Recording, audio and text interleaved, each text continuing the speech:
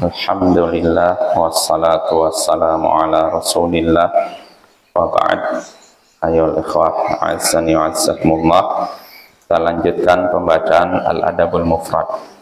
Berkata Imam Al-Bukhari rahimahullah, haddatsana Muhammad bin Salam qala akhbarana Abu Muawiyah 'anil A'mash an Shaqiq an Abi Mas'ud Al-Ansari qala Rasulullah sallallahu alaihi wasallam husiba rajulun mimman kana qablakum falam yujad lahu minal khair illa annahu qad kana rajulan yukhalitun nas wa kana musiran fakana ya'muru ghilmanahu an yatajawazu anil mu'sir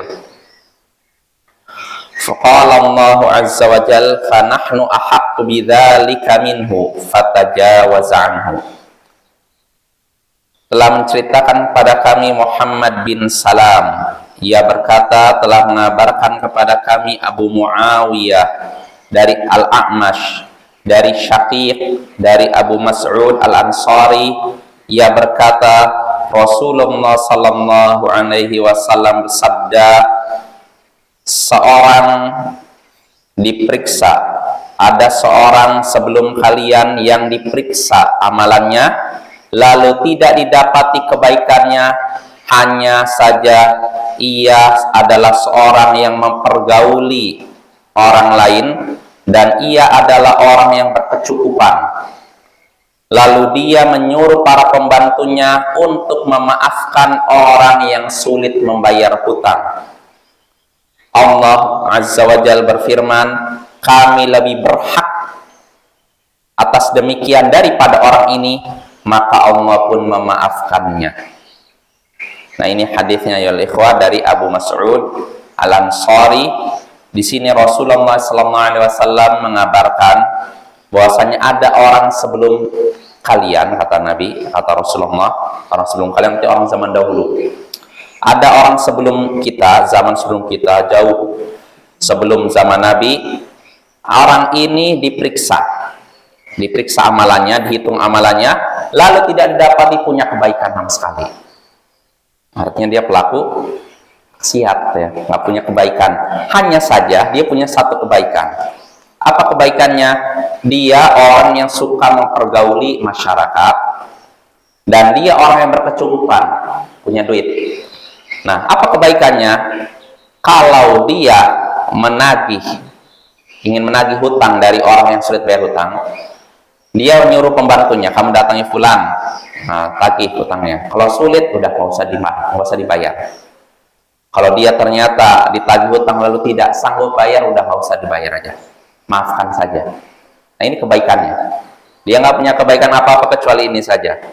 Maka akhirnya apa? Buahnya di sini Allah berfirman, kami lebih berhak atas itu daripada orang tersebut. Artinya Allah lebih berhak memaafkan dibandingkan orang ini memaafkan orang yang sulit bayar hutang. Akhirnya apa? Fatajawaza anhu. Akhirnya Allah pun memaafkan kesalahan orang ini. Ya, bayangkan, nggak punya kebaikan apa-apa kecuali dia suka memaafkan orang yang sulit bayar hutang. Nah, ini makna hadis yang kita baca ini. Nah, dari hadis ini kita bisa mengambil beberapa pelajaran, di antaranya pertama anjuran untuk mudah memaafkan, mudah untuk berlapang dada menghadapi orang lain, baik dalam masalah jual beli termasuk hutang piutang. Ya, kalau memang orang yang berhutang ini memang sulit, benar-benar sulit, bukan pura-pura sulit, ya. Kalau memang benar-benar sulit, maka dianjurkan untuk diberikan tenggang waktu atau dimaafkan sama sekali, nggak usah bayar sama sekali. Nah, ini faedah pertama, ya. Lalu faedah kedua yang bisa kita petik dari hadis ini, keutamaan memaafkan atau memberikan tangguh kepada orang yang tidak sanggup bayar hutang. Jadi dianjurkan untuk diberikan tangguh, diberikan tenggang waktu. Misalkan jatuh temponya hari ini ditunda jadi 1 minggu lagi, 2 minggu lagi, atau dimaafkan sama sekali, nggak usah bayar sama sekali. Nah, ini lebih utama lagi. Tapi kita harus lihat orangnya, ya. Karena ada orang tertentu memang yang benar-benar sulit. Nah, ini dimaafkan. Tapi ada orang yang pura-pura sulit. Nah, ini nggak perlu dimaafkan, perlu kita tagih, ya. Nah, itu faedah kedua. Lalu faedah ketiga yang bisa kita petik dari hadis ini, bolehnya seseorang menagih hutang lewat orang lain. Jadi nggak mesti si pemilik piutang ini datang ke orangnya, bayar hutang, nggak. Boleh dia mewakilkan kepada seseorang. Contohnya dalam hadis ini, orang ini mewakilkan penagihan hutang kepada siapa? Budaknya, pembantunya. Nah, yang seperti ini diizinkan. Lalu faedah terakhir yang bisa kita petik dari hadis ini, yakni al-jaza'u min jinsil amal. Seseorang akan mendapatkan balasan sesuai dengan perbuatannya. Siapa yang mudah memaafkan, maka Allah pun akan memaafkannya. Siapa yang memudahkan orang lain, maka Allah pun akan memberikan kemudahan kepadanya. Tapi sebaliknya, siapa yang mempersulit orang lain, maka Allah pun akan mempersulit urusannya.